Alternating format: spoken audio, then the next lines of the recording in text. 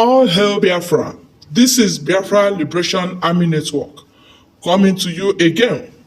Please do subscribe, like, share, and comment. The political leaders have the will to do that. So why do you think they don't have the will? Is there some sort of political or pecuniary gain for the continuation of the crisis in the region for those politicians? Yes, some of them are not interested. It's alleged that some of them believe that they are not popular enough because people somehow believe in Nnamdi Kanu because of a number of things. So you think they'd rather keep him incarcerated? So a number of things. But some of those governors have come out and have led delegations to the presidency to try and get him released. Yes, that is recently. As a matter of fact, when we got there, Nnamdi Kanu accused some politicians of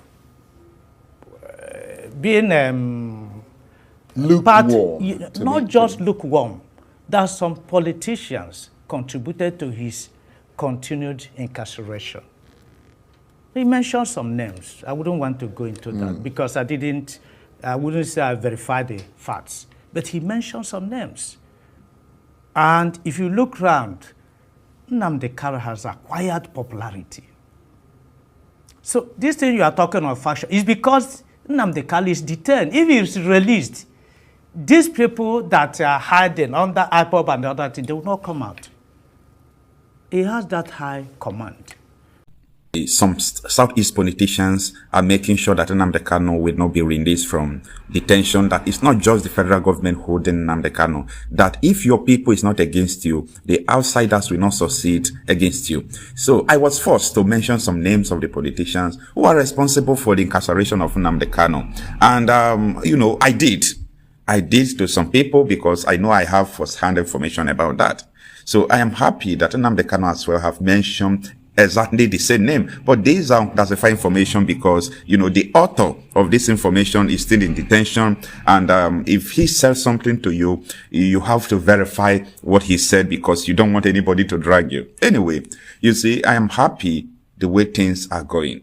This man that granted Arise interview yesterday on Arise News, he said that even in the Southeast, that the military, the police are even telling people that today is sit at home, that you have to sit at home. There is no, need to pretend that the people of the Southeast are not prone to Biafra agitation. These people, Biafra has taken over everywhere. So I think it is time for Nigeria to do things peacefully. It is time for us to talk to people. It is time for people to sit down and talk that what is the way forward. Because if we continue like this, at the end, we'll see that you can't defeat people who has a particular idea, who feel that they don't belong to one place or the other. They can listen. Well, I understand that for a number of people I talked to, they said that there was a directive from Simon Ekpa faction of IPOB directing people to stay at home on Tuesday. It used to be Monday. But about 2 years ago, there was a Tuesday like that. And people didn't come out. I asked why. Why that order was issued, various state governments issued a counter one that people should ignore that. Surprisingly, people obeyed and stayed at home. I called some people around 4 p.m. this afternoon, and they told me they had not even opened their gates, young men, because of this. And I asked them why. I said, well, it's true that the state governments, Southeast state governments, Enugu, Anambra, that they assure people that nothing will happen, but that there were no concrete arrangements. Basically, people don't trust the government. To protect the people. Right. They don't trust the government.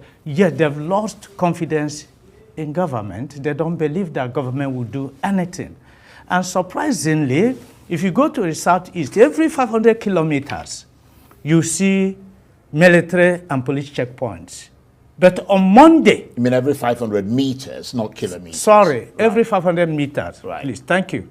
Half a kilometer, you see police and military checkpoints. But on Monday, You go in most parts of Southeast, They're gone.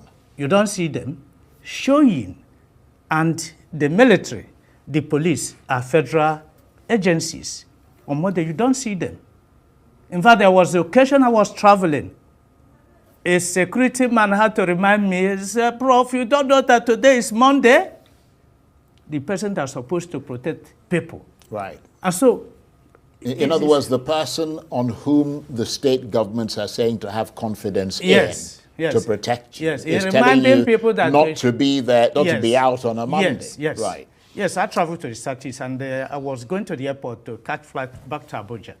And a security agent, I said, oh, guy, you don't know that today is Monday. I said, and so what? And so, you see, on that very Monday, the security agents, instead of staying to man the various places, you will not see them. But every other day, you see them on road. Why do you think they're not there? Because we believe that a part of the security challenges we are having in the Southeast are sponsored by external forces. I want to give an example. For example, you remember when the Owerri Correctional Center was invaded. For almost 3 hours, Owerri Correctional Center is a shouting distance from the State Police Command, equally a government house, about 10-minute drive from military base Obins. But the so-called unknown gunmen operated for close to 3 hours and no person was arrested. But that's not unique to the Southeast. It though, is, it is. Well, it isn't. Because I mean, there have been a believed- lot of incidents in other parts of Nigeria, Yes. including the north, where Boko Haram operate and bandits operate, where people have told the same stories that you're telling. No, that of the Southeast is peculiar because Igbos generally are noted for non-violence. Igbos don't believe in violence. Traditionally, Igbos don't believe in violence. And even IPOB has repeatedly denied that they have no hand in this sit at home. Yeah, but you said it was Simon Ekpa. It Although was a Simon Ekpa faction, came yes, out yes, and said he didn't Yes. ask anybody to Yes, stay at he home has on, also on denied Tuesday. that. Yeah. He has also denied that. People said. But even Simon Ekpa has denied that. Nnamdi Kanu has repeatedly said that his hands are not in this sit at home. His colleagues in Apple have also repeatedly come out and said this. And we put it back to federal government to arrest the perpetrators of this insecurity in the Southeast. Right. And you think that that is why it persists? Because I mean, it would be like shooting yourself in the foot, because the government needs economic activity in every part of the country in order for the country to grow. So if you're penalizing particularly a particularly commercial part of the country, then you're shooting everybody else across Nigeria. So it doesn't really make sense, does it? No. You see that the Southeast generally is not there for business. Our people are business oriented. This sit at home has adverse effect on commercial activities. Well, obviously, in the that's Southeast. fairly obvious. And we are not comfortable with this situation. Well, let me ask you this. I mean, how much has this persistence of insecurity in the Southeast got to do with the continued incarceration of the IPOB leader, Nnamdi Kanu? You mentioned him a minute ago. Our leaders, Chief Emmanuel Iwuanyanwu, in fact, it was the last official assignment he had before he died, visiting Nnamdi Kanu at the DSS facility. Chief Dr. Okpadike, the former governor of Anambra State. Then the other one, all of them in unison believe, the Igbo elders in unison believe that the release of Nnamdi Kanu is central to peace process in the South. Yeah, but you just said a minute ago that Nnamdi Kanu said his hand is not in the... So obviously someone is doing it. So people, why would his release have any effect on that? Some people are using him as an excuse to perpetrate violence in the Southeast. Right. People use his name as an excuse to to perpetrate violence. And we have repeatedly asked Mr. President to kindly release Mr. Nnamdi Kanu. Even at worst, grant him executive bail. Grant him bail.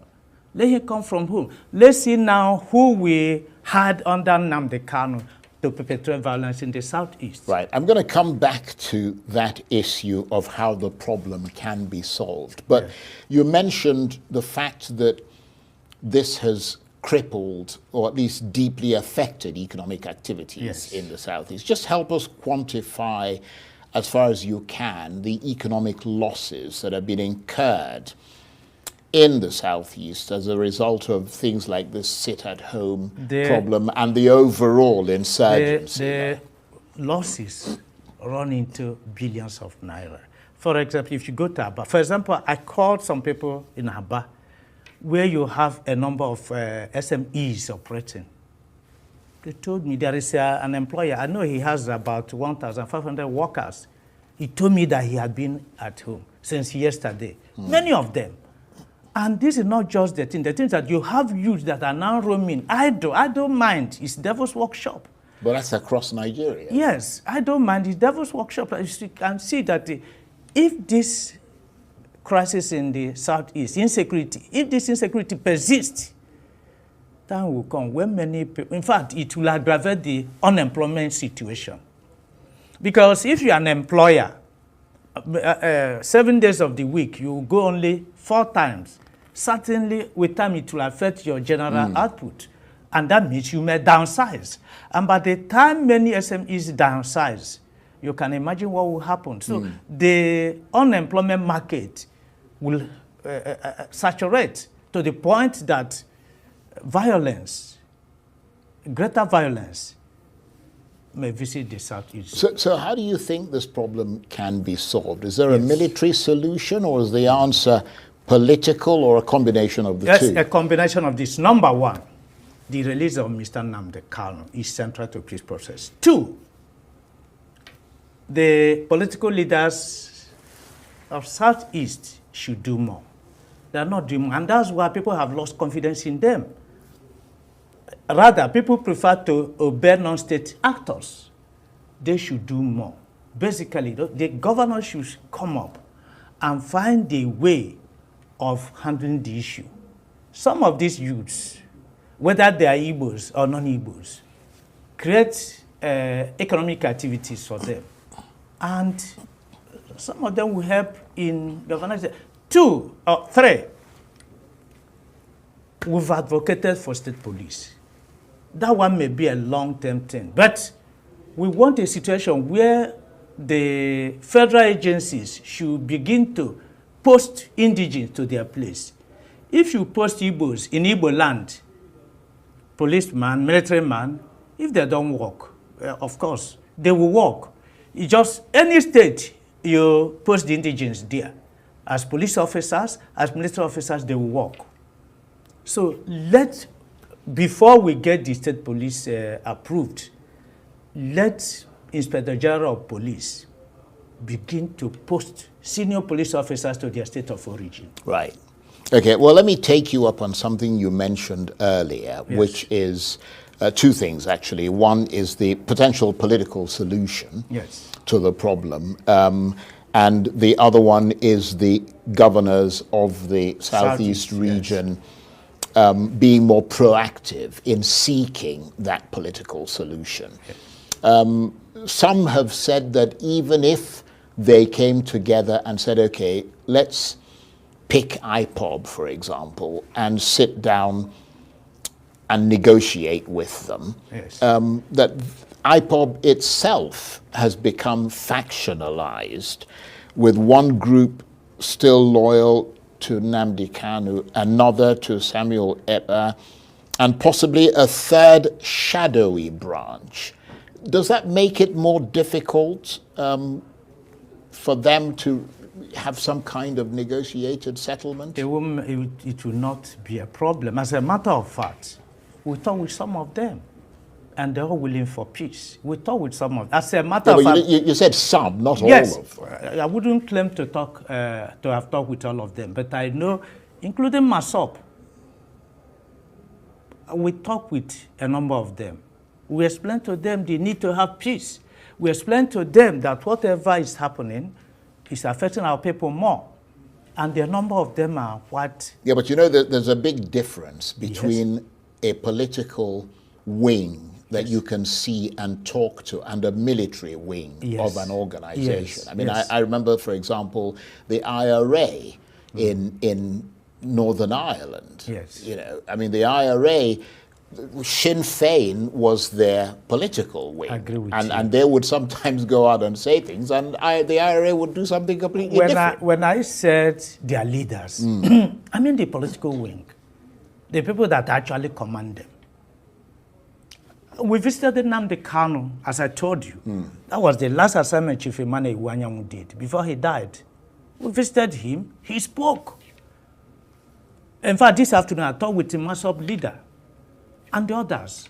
So bringing them together will not be a problem. Right. If the political leaders have the will to do that. So why do you think they don't have the will? Is there some sort of political or pecuniary gain for the continuation of the crisis in the region for those politicians? Yes, some of them are not interested. It's alleged that some of them believe that they are not popular enough because people somehow believe in Nnamdi Kanu because of a number of things. So you think they'd rather keep him incarcerated? So a number of things. But some of those governors have come out and have led delegations to the presidency to try and get him released. Yes, that is recently. As a matter of fact, when we got there, Nnamdi Kanu accused some politicians of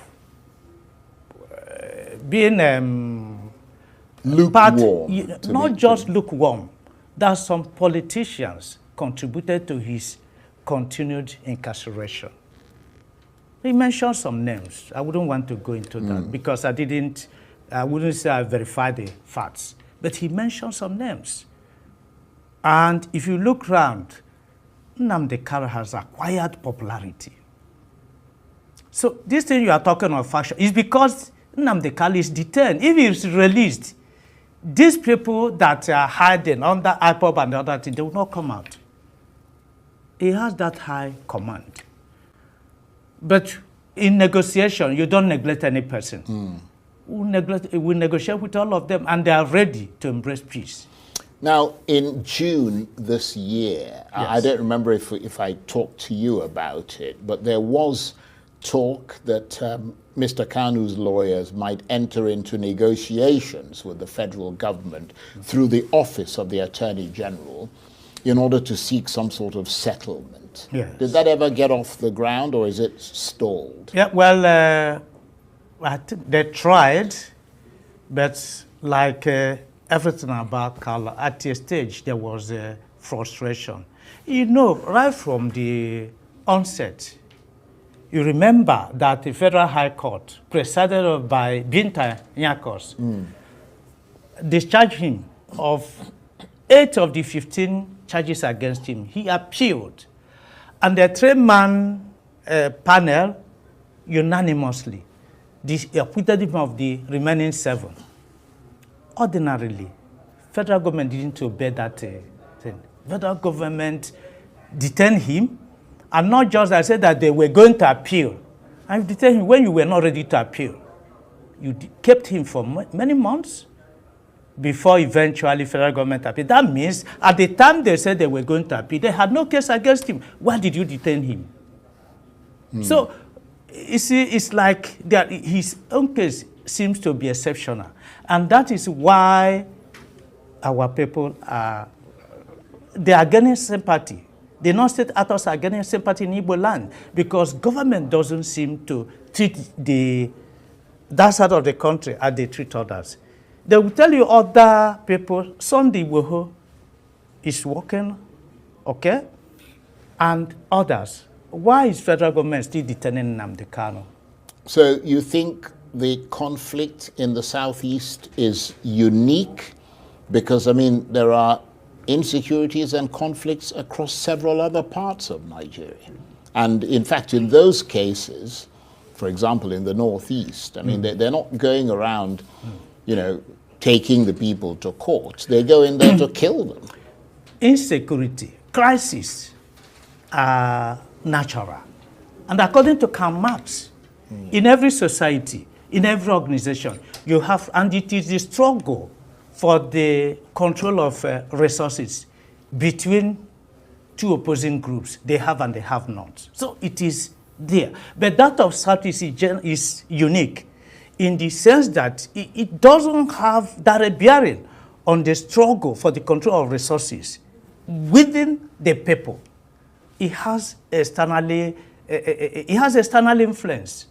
And that external influence, we believe, we call upon the federal government because Mr. President is Chief Security Officer of the Federation. Yeah, but you said you talked to some of these agitators Yes. and separatists. Yes. I mean, what do they say to you? Can't you say to them, I mean, you know, this whole thing, negotiation is a matter of give and Yes, take, not take and take. Yes. You see what I mean? Yes.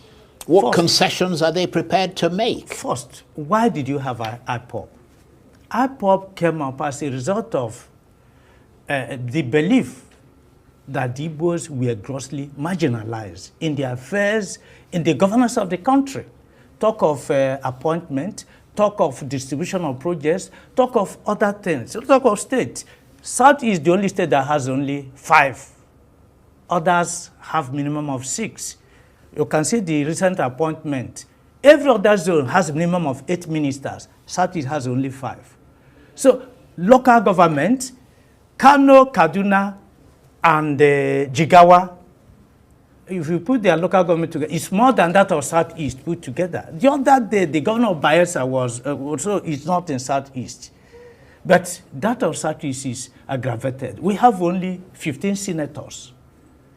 House of Reps. In fact, Kano alone, the number of House of Reps almost more than. So you're saying that that's the reason IPOB came, It's part of the reason. marginalization. Well, let me ask you this. Marginalization, I yes. mean, how does it, even if the points you're making are true, and, Yes. and, you know, it's important to emphasize wherever there is injustice, Yes. that must be emphasized Addressed. and spoken about emphatically. Yes. But I don't understand the logic of IPOB inflicting further punishment on that southeast region. I told you that IPOB has come out several times. I said that they Yeah, but had they not started had the violence. sit-at-home thing. Yeah, they started. They carried out a lot of attacks and- Both IPOB, MASOB, they believe in non-violence. I've never seen any of them carrying arms. They believe in non-violence. Yes, they know, they believe that they have a good cause to pursue, but they don't believe that it should be done through violent way. Are you saying that IPOB hasn't carried out violent activities Well, in the southeast, I wouldn't. which they themselves have admitted I that they wouldn't- carried no, out? No, I wouldn't say that, but IPOB generally, MASOB generally, they believe in non-violence. They believe in non-violence. Igbos believe in non-violence. We don't believe in violence at all.